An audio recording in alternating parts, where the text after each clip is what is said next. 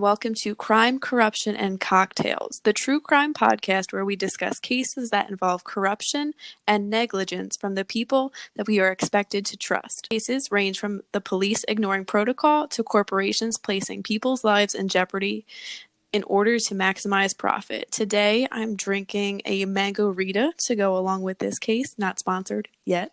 What about you, Del? I'm enjoying a Long Island iced tea, also not sponsored yet. Perfect for a hot summer day like we're having. Always. I can't wait for the season to be over. Mm-hmm. So, on this week's episode, we will be discussing the tragic case of Jonbenet Ramsey. This case shocked the world and has led to numerous questions about what happened to the young beauty pageant contestant. In the early hours of December 26, 1996, John and Patsy Ramsey discovered that their 6-year-old daughter, Jonbenet Ramsey, was missing from their home in Boulder, Colorado. Patsy discovered a ransom note that demanded $118,000 and warned the Ramseys not to call the police. Of course, Patsy ignored this warning and called the police at 5:52 a.m. She also called friends and family to aid in the search for Jonbenet.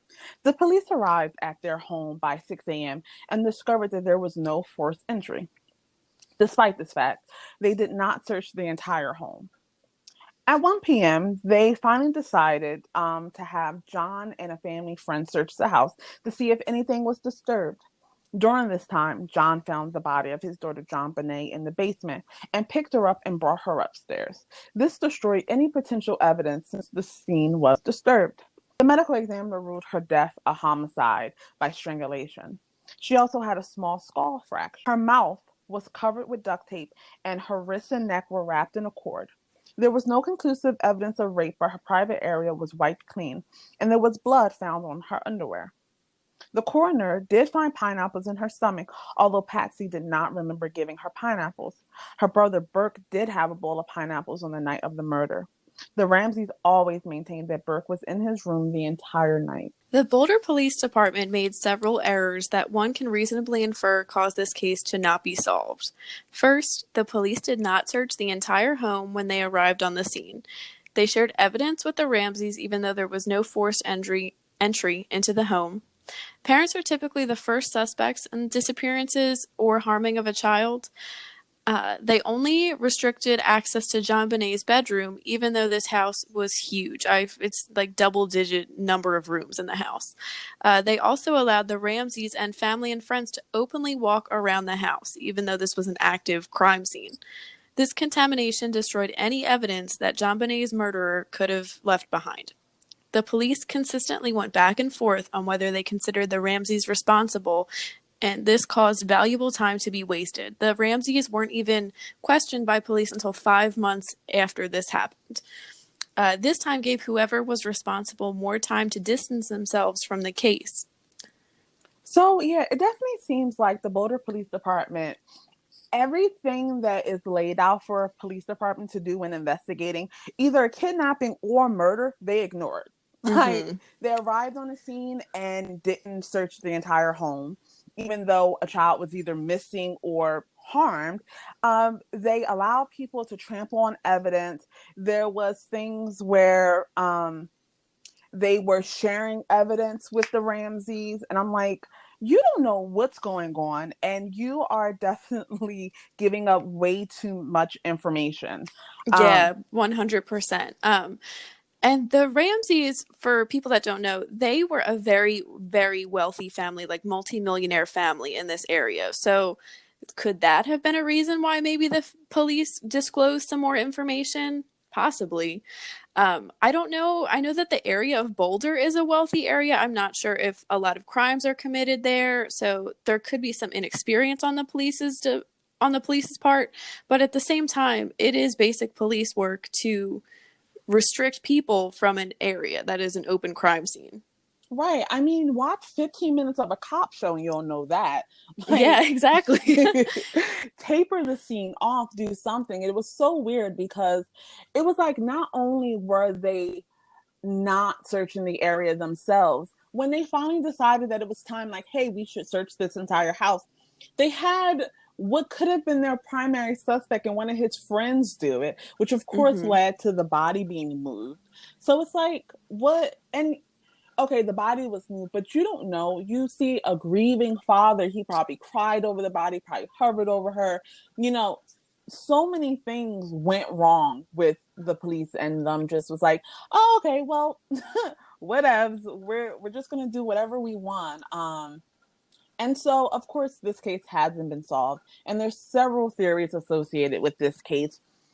These theories are purely speculative, and we may never know what really happened.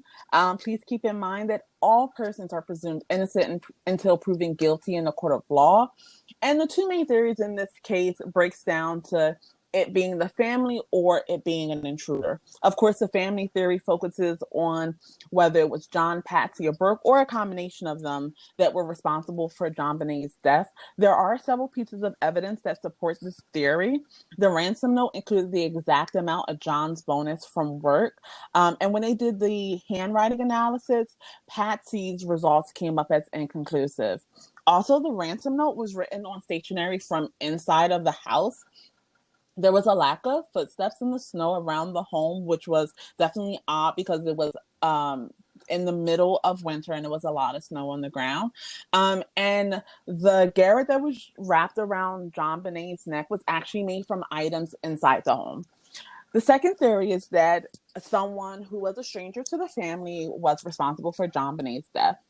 There was a boot print found that didn't match anyone from the family, and the DNA that was pulled from the blood drops that were found on her underwear was determined to be from an unknown male. John and Burke Ramsey did not match that sample.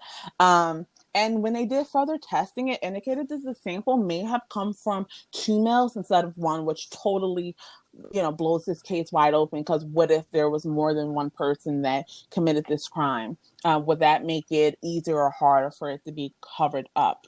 The floors in the Ramsey's home were heavily carpeted and padded, so it would be possible for someone or a couple people to quietly sneak around inside of the home. And there was a window that had been broken for weeks in the Ramsey home that was connected to the basement where a possible intruder could have entered through.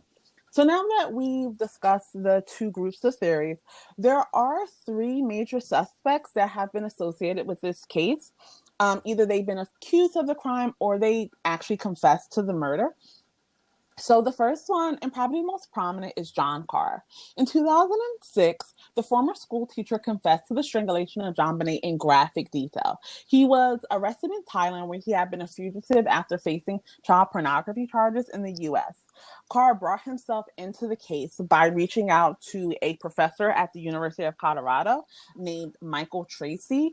He reached out over email because Tracy had been making a documentary on the Ramsey case. The emails took a disturbing turn, and Carr revealed that he had a sexual fascination with JonBenet. So, of course, like any normal human being, Tracy reported Carr to the police, who then had him arrested in Bangkok and extradited for questioning. But, of course, the weirdest thing is he was cleared by a DNA match. So Mm-hmm. he confessed to a crime that he knew he didn't commit. And there was actually, they did some location analysis, and they can't even find proof he was in Boulder at the time. But he had these series of diary notes that were allegedly written at the scene of the crime. And one of the disturbing notes, he wrote about strangling JonBenet as a love game gone wrong. He wrote, "Close your eyes, sweetheart." He repeatedly referred to himself as Daxus and wrote, "Daxus loves you so much. Oh God, I love you, JonBenet." He wrote, quote, "My lover's eyes are slowly closing," end quote.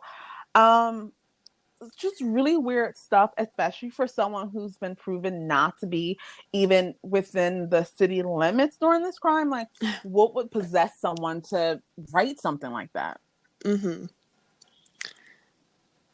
Yeah, I remember on seeing him on the news and what a big deal this was in 2006 when this came out. And this is probably something we'll talk about in other cases, but people just really wanting to be associated with these high profile cases for whatever reason, and people getting obsessed with victims and creating narratives. in their head. And I just have to say, hearing him call something a love game is disgusting. Absolutely. Absolutely. And Or, it's also a repeated thread that you see with pedophiles, where we'll see mm-hmm, in the next two suspects, they treated her like she was an adult, and they treated sexual fascination with her as something that should have been seen as mainstream, which of course it's not. And one of the things of when they're writing it, they're obviously writing else to read. Um, mm-hmm. it wasn't written as I'm going to reread this and recall what's going on. It was I'm going to write this for someone else to read and see if they understand where I'm coming from, which no, we don't understand where you're coming from. We don't understand why you would confess to killing and harming a child. And in the end, he was considered a pedophile, which he is, who confessed to the crime because he was after notoriety and the fame that would have come with being Jonbenet's murder. So, and then according to a 2010 report by the Daily Beast, the one-time suspect is now living a new life with a new identity in the Pacific Northwest. All right, one of the next suspects is Bill McReynolds. He had dressed up as Santa Claus the week before JonBenet's murder to entertain neighborhood children at one of Patsy Ramsey's well-known Christmas gatherings. McReynolds was rumored to have given too much attention to JonBenet and tried to arrange a secret meeting on Christmas with her. Allegedly, he had chosen JonBenet to be his special friend, going so far as to bring a vial of glitter gifted to him by the 6-year-old with him into heart surgery. He even asked his wife to mix the gold glitter in with his ashes if he were to die. And he has since passed on. I believe in 2002 he passed away. Um, he's just a little strange. I had read that his wife had written a story about a child being sexually abused, and being found in a basement, and his daughter had actually been kidnapped in the 70s. I don't know if you had seen any of that in your research, Dell. So a little bit, and it's weird because I don't know if that gives more or less credence to him being a suspect. Exactly. Like sometimes, unfortunately, and this is not common, but it does happen where when something traumatic happens to someone, they react by trying to fill that hole. And so you Mm-hmm. see sometimes when someone has a miscarriage, they'll, unfortunately kidnap a child to fill that void of not having their own. So while he was cleared, and they ultimately determined that he didn't do it, I definitely think that there is something very suspicious about him. And he's passed on now, but I wonder if he was still alive, would they be investigating him for something else? Mm-hmm. And I did want to mention this. So he was Santa Claus for hire, and why he felt so special about JonBenet was because this vial of glitter she had gifted to him. Children didn't usually give him gifts, and he thought that was very sweet and very meaningful, which it is. It's a very nice thing for a 6-year-old to do, regardless, of whether she wanted to do that herself or if her mom or someone told her to do that. It's very sweet, and that really stuck with him, which is understandable. But again, it seems like something really unhealthy was kind of in his head toward JonBenet. And we've mentioned this before, but with when people pass away, sometimes they want to act like they had a larger role in someone's life, or this person had a larger role in their own life to feel connected and possibly even get attention. I see this a lot, honestly, on Facebook when celebrities pass away, or when someone passes away and for a fact that this person really didn't have anything to do with them. I guess it's a coping mechanism, but I think that was possibly going on with McReynolds. Yeah, and I mean, it's one thing if you are grieving a celebrity that you brought into your life and that you build a connection with. I remember when Mm-hmm. Kobe Bryant passed, he was my favorite basketball player. I always Mm-hmm. liked him. He's actually the reason why I would watch games. Oh, And when he wow. retired, I stopped really watching because I watched it for him. So when he passed, I was really emotionally affected by it. But of course, that doesn't happen with every celebrity. It's only the ones that you actually build a connection with. But Mm-hmm. you have some people where it doesn't matter who the celebrity is, It could be a baseball player that passed, and this person, have never watched baseball a day in their life, and they act like it was the most traumatic thing that ever happened to them. And you're like, you don't even like baseball. What, like, why is this affecting you so Mm-hmm. much? So the final suspect that we're going to talk about is Gary Oliva. Gary Oliva was a 32-year-old sex offender in the Boulder, Colorado area, and he was an active sex offender around the time that JonBenet was found strangled to death, and there was some evidence of a potential sexual assault, given that there was droplets of blood on her underwear. The convicted pedophile had been living in the area on and off, and the police allegedly found a magazine cutout of JonBenet Ramsey in his backpack after he was apprehended on a separate drug charge in 2000. Oliva's high school friend Michael Vell stepped forward with an allegation supporting Oliva's guilt. Vell claimed that not long after the murder, Gary had called him and confessed to the murder, stating, quote, "I hurt a little girl." Vell revealed to In Touch magazine that he was particularly disturbed about how the knots used to fashion the garrote that strangled JonBenet were similar to those used when Gary attempted to choke his own mother with a telephone cord. Vell said, quote, "My blood ran cold when I read that." Now, Gary Oliva was cleared by DNA testing for the murder, but he was charged with 2 counts of sexual exploitation of a child for possessing child pornography in a separate case. And he's still in jail for that today, where honestly, I would say he rightfully belongs if he's going to, be a predator. So now we'll talk about what our personal theories for this case are. I, like a lot of people, think that the family was involved. I'm not as positive about that as I used to be, but to me, the biggest piece of evidence that I cannot shake is the ransom note. The fact that Patty's handwriting couldn't be ruled out, the fact that it was on paper from within the house and written with a pen that was from within the house. The letter also makes no sense. It's 3 pages long. There's lines from movies. It seems like someone was writing it quickly, in a hurry, not really, knowing what they were doing. And that doesn't necessarily mean the family was doing it. Someone else could have, you know, taken that paper from the house if they were familiar with the Ramseys and maybe done it on their own. I don't know. That seems like a bit of a stretch to me, but again, that ransom note is the most damning piece of evidence. They had also found evidence of practice notes too, and they actually found part of a practice note in the Ramsey house. It just seems far-fetched that someone would go in, either hold her captive or murder her, and then spend extra time in the house to write this letter. You're running the risk of getting caught doing this. I do wonder if Patsy did in fact write, if she did write the letter, if she included that exact amount of John's bonus to throw the police off and maybe make them think someone was stalking them and knew this information. I know that there's a very famous theory, the pineapple theory, that Burke was eating pineapple and JonBenet took a pineapple from him and he was angry and he hit her with a flashlight. That's plausible to me. We've seen other families cover up crimes for children in order to protect them.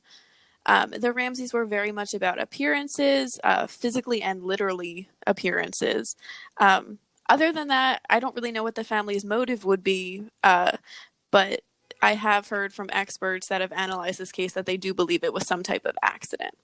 And if they did it, they really didn't do a good job of hiding evidence. If they had this paper in the house, you could have hidden it some more. And if it was the flashlight, you could have hidden that better. There is a bit of a sexual nature to the crime, which does make me question if it was them. Obviously, family sexual abuse is very common, so we can't necessarily rule that out. If it wasn't the family, I do think it was Oliva. It seems very coincidental that not coincidental, I guess, but it's just strange that he would say, "I hurt a child, I hurt a girl," the night after, JonBenet was attacked, and there was apparently no other crimes that were reported of girls being hurt in some way in the Boulder area. Also, the garrote seems like maybe that was his signature. If he was using that to attempt to choke and hurt his mother, that's pretty crazy. And he does, like Dell mentioned, have that history of child abuse and pornography. And again, if you are innocent, why are you going to claim to have hurt the girl? It just, why would you go ahead and do that to a friend? What is your purpose other than, I guess, attention seeking behavior? And again, we do know that people get obsessed with cases like this and want attention, so that could possibly be it. But I'll stop rambling and I'll say that I do think the family has something to do with JonBenet's death.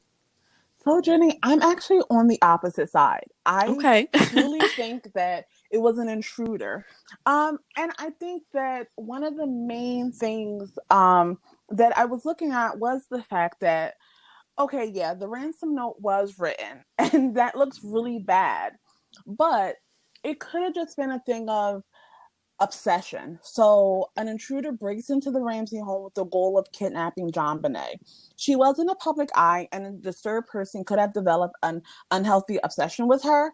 We definitely seen in all three of the other suspects that there's this element of obsession and dedication to her, and Mm-hmm. trying to make her into something that she's not, which was they're trying to make her into an adult that they could have a fixation on. Um, and so I think that the intruder went into the home. They were able to quietly move around the house due to JonBenet's room due to the thick carpeting. I think that she was sleeping, and they eventually was able to get her down to the basement. But then she woke up and got spooked, and then it was something where their intention wasn't to kill her, but because they got spooked, they did kill her, and they sexually assaulted her also. Mm-hmm. Um, I think because of you needed to know the layout of the room, you needed to know where certain things were. I do think that JonBenet's murderer was someone who had been in a house beforehand in some way, shape, or form. And during their previous time in the home, they studied the layout because there's no evidence that they didn't know where they were going. Like Mm-hmm. the person went directly to JonBenet's room.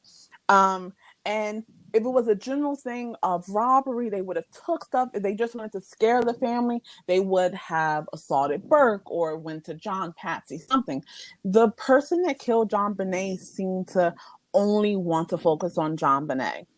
Yeah, and going off that too, like I said, the family was multi-millionaires. You could have gone in and maybe stealing nice jewelry. Maybe they had electronics. Maybe they had a safe with money or something in it too. So it does, if we are going with the intruder theory, it does seem like the goal was to get JonBenet. Right. And I will say the evidence that's supporting the family theory it is a bit shaky. And when it comes to the pineapple theory, which what I'm thinking is like JonBenet could have eaten some of Burke's pineapples and gone back to her room. How many times when we were younger, our parents would be sleeping in their room and we'll sneak down, get a bite to eat, and then go back to our room, and they're never the wiser for it. So Mm-hmm. I don't think Patsy was lying when she said, "Oh, Burke never left his room." I think she was asleep. It was in the middle of the night, and Burke went down. He was definitely old enough to be able to prepare his own stuff, and I think that Burke went down, ate something. His sister came down and ate some of his stuff, and they both went back to their rooms. And then after that, that's when someone came in and tried to kidnap her and killed her. The handwriting analysis was inconclusive for Patsy and didn't match John or Burke at all. So it could have been someone who was close to the Ramsey, could have known about the stationery. Again, like they're very well to do, so it's not a surprising that they have that personalized stationery. And I think it also supports someone close to them doing the murder because they could have known about John's holiday bonus. You know, Mm-hmm. a lot of times, that's a kind of a bragging thing that you do. Like, hey, my holiday bonus was this amount, was 118,000, and they hung around with other well-to-do people, so it wasn't like they would have been bragging to someone who made $15,000 a year. They would have been talking to other people that also got holiday bonus money also. So I think that's definitely my theory, where I think it was a stranger in a sense of someone that wasn't John, Patsy, or Burke, but it was still someone that was known to them. Mm-hmm. Yeah, I mean, I think that makes sense. Um, so have you heard that the DNA that they found, it could like possibly just be from like the manufacturing process? Wow. Okay, I had not heard that, but that would leave the case in such a bad position if you think about it. I believe his name is Henry Lee. He's a forensic something or other. He was involved with the O.J. Simpson case and also the staircase with Michael Peterson, if you or anyone else is familiar with that. But he did an experiment. I think the DNA that they found was very minuscule, so it's kind of hard to prove. It's hard to prove with such a small amount like who it really is. And he had done a test. His hypothesis was that it came from the manufacturing process, and that he did a test with a package of unopened underwear, and he was also able to find trace amounts of DNA. So yeah, like you said, that could blow everything open and kind of leave us back to square one.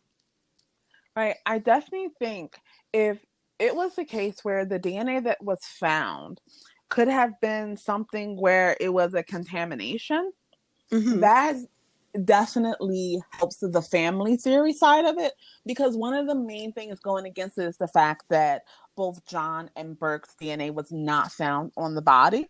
Um, Mm-hmm. because even if you eliminate the possibility of it being a sexual assault, it could have just been sweat, or of course they were tying something and they cut themselves. But if it was just from who was making it, it's like, okay, well, do we need to re-examine every other evidence? But this goes back to the shoddy police work and the fact that we could have so much more evidence, or we could have maybe seen other places where there was blood and compare that and had a larger sample. But we don't even have that to go on because they decided that everyone and their friends should be within an active crime scene. Yeah, and again, too, Patsy and John inviting everyone over to the house to search kind of doesn't look good for them. I mean, I understand, you maybe want some moral support. And again, this house is huge. Two adults maybe can't search it that quickly and that thoroughly, but there's people traipsing all over the place in there. So, did they knowingly do that in order to maybe cover something up? It's a question. It definitely is a question. And honestly, it would make a lot of sense because I'm thinking, like, so Patsy called the police at 6 a.m. and they finally decided at 1 p.m. to search the house. So I figured, kick out all the friends and family, you Mm-hmm. know, and call in investigators. You think, like, at this point, what all they knew was that there was a missing 6-year-old child. And Mm-hmm. if you think of any other cases, you bring a lot of police officers to that. So even if it was going to take a bit longer to find everything and to search everything, I definitely would think it was a job for just the police to do, not friends, not the family, just the police to actually search the entire house and have the Ramseys be outside of the home. Mm-hmm. Exactly. And I think part of the reason why police don't really want family involved in different searches is because if a body is found, that's incredibly traumatic for someone in the family to experience. And I mean, at this point, you have to think that did John have anything even to do with it? Because in most of the theories that I saw, he had minimal involvement, if anything. Most of the theories that I saw focused on Patsy and Burke Yes. allegedly being involved in it. I'm also curious how many crimes are like committed on or around holidays because it was the Christmas and the day after. Just, curious as to whether or not if someone was going to come in, would they pick that day? All right. Well, I mean, I guess it all depends on who your target is, Yeah. because some people are naturally going to be home more. So if you think of people with children, they're going to want to have that celebration, so they're going to be home. But if you're looking for someone who typically would work on a holiday, then maybe you would look for another time. But I think that this person, whoever did it, specifically targeted Jonbenet. So Del, you had mentioned that Jonbenet was really involved in beauty pageants, do you think someone from that scene could possibly be involved? Absolutely. I think that that is one of the main contributors to her death. The fact that she was in the public eye and that she was doing beauty pageants. Where, I mean, you've seen the video. I'm sure you guys have all seen the videos of them dressed in very revealing clothing. They had one where one of the pageant contestants was doing like a Marilyn Monroe Mm-hmm. routine, which is very risque for a child to be doing. These are children. So I definitely think when it comes to the Jonbenet case that someone went to these pageants, they got involved somehow, and they used their knowledge and their fandom, so to speak, of Jonbenet in order to get close to the family. Mm-hmm. Yeah, I was actually, as I was going through pictures of Jonbenet to post on our social media, it was so many pictures of her just covered in makeup, and it just kind of makes me sad. I don't personally understand the beauty pageant scene. You know, I'm not going to judge anyone that does it, but it is, it makes me uncomfortable seeing children, girls, doing beauty pageants at a very young age. Right, because it's the thing of, do they even know what they're getting into? And are Mm-hmm. we providing materials to pedophiles and others that want to sexualize children? Are we providing the materials to do that? Mm-hmm. Yeah, exactly. That's, I think, such a great question. Absolutely. So, of course, unfortunately, this case is still unsolved. With information on Jonbenet Ramsey's homicide, asked to contact the Boulder Police Department tip line at 303-441-1974. Again, that's 303-441-1974, or to email Boulder's Most Wanted at bouldercolorado.gov. If you have information but you want to remain anonymous, you can contact the Northern Colorado Crime Stoppers at 1-800-222-TIPS. Again, that's 1-800-222-TIPS. All right, that wraps up this week's case. Sources for this week's case can be found in the show notes. Thank you all for listening. Please subscribe. You can find us on Podbean, Apple, and Alexa Podcasts. You can also follow us on Instagram at Crime Corruption Cocktails and on Twitter at Charade Inc. Please consider donating to our Patreon. This will help us get better equipment and bring higher quality content to you. Thank you again. We'll see you next week. And as always, stay safe.